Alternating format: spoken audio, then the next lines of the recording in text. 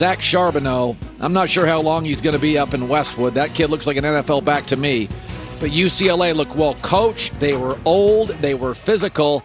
And I watched at least highlights of every Pac-12 team. They look significantly better and better coached than any Pac-12 team I saw. USC's in big trouble. It's not going to be friendly when they meet. This is a really good UCLA team. Where Colin was wrong. You know, the Patriots quarterback situation was a complete miss by me. I didn't know if Mac Jones would play. He started 1 year in college. Belichick's got to win games. Cam Newton, I thought, was starting in the preseason with the ones, and all you hear is Cam, and now it's Mac Jones' team. Mac outplayed him. Got to be fair, I was wrong. He was the one college quarterback I wasn't in love with, but he completed 69% of his throws. He had a 97 passer rating, and when Cam made that misstep with the COVID, I think that kind of sealed it, but he's been a surprise to me. Now, again, the Patriots played starters in the preseason. Not a lot of teams did, so I don't know what to make of it, but he's accurate. He gets his feet under him. He gets them in and out of plays quickly, and from what you hear from coaches and players, he's got some leadership So here you go. Where Colin was right. NFL executives had a poll last week, and in that poll, major skepticism regarding Tua in Miami, their quarterback. Only 11th. Executives in the NFL put Miami 11th in the AFC. Said one executive, with Tua, I'll believe it when I see it. Now, you know I've been skeptical of this because I don't see the special. I don't see it in the arm. I don't see it in the athleticism. I don't see it in the size. And it should be noted, this team went out and made contact with Deshaun Watson's peeps. So as much as the Miami fans want to yell and scream at us, your own team has some issues or concerns with the ceiling of Tua. Where Colin was wrong. I had Clemson potentially playing for the national championship, and they got pushed around by Georgia. They couldn't run the ball. That young quarterback, he was locked in on certain receivers. I didn't see their wide receivers get any separation.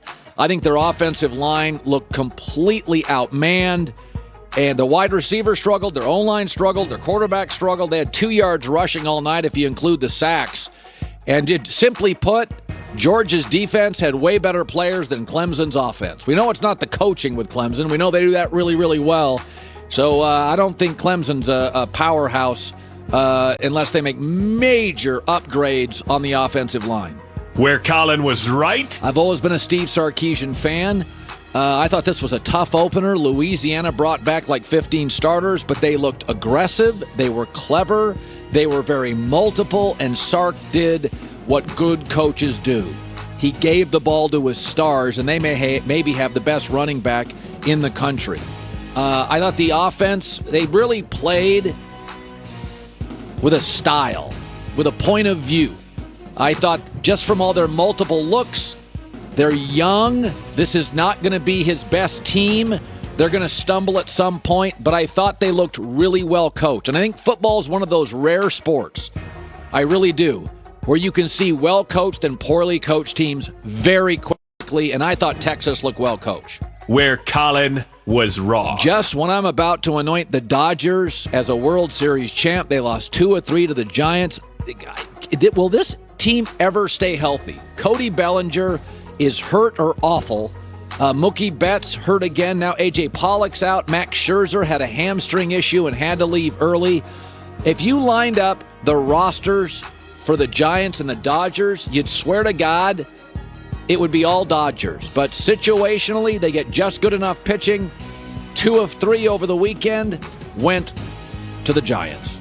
Where Colin was right. I've always said with Cam Newton, I've never seen a disconnect bigger between the media and the NFL. The media loves him, Cam Newton, and treats him like he's Mahomes. In the NFL, execs don't. He didn't have a market when he was a free agent. Now he doesn't have a market as a backup.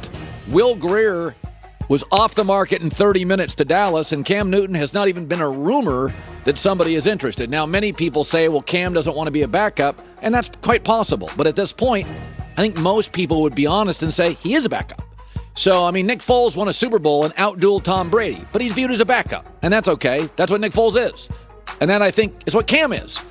But I've always said there's just a disconnect. Most of the time, the media treats stars like stars and good guys like, good quarterbacks and backups like backups.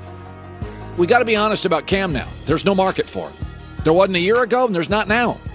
Where Colin was wrong. Well, the two quarterbacks I had the most skepticism coming out of college were the two highest graded, Mac Jones and Zach Wilson, in preseason. Now, I don't know what to make of preseason, but the three guys I like, Trevor Lawrence, Justin Fields, and Trey Lance, Tony Romo is now comparing basically Zach Wilson to Patrick Mahomes. So Tony Romo knows football. This is the inverse of what I predicted success. Now, it's preseason, but whatevs, I got to be honest. Where Colin was right. Finally, the Ben Simmons situation gets worse every 2 weeks. My rule has always been in the NBA, where stars run the league, not coaches, GMs, or owners, is that if a star is unhappy, get on the phone and move him.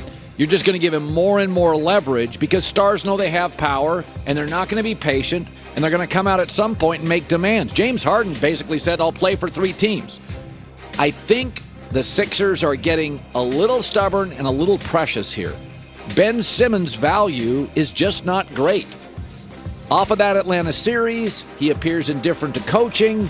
It's just gotten worse. Every 2 weeks, there's a new story, and you can tell by the way Simmons is feeling more empowered every 2 weeks. He's gone from may not show up to camp, now he is officially demanding a trade with Ben Simmons. I think they got to move him, and I contend Golden State is the place to move him.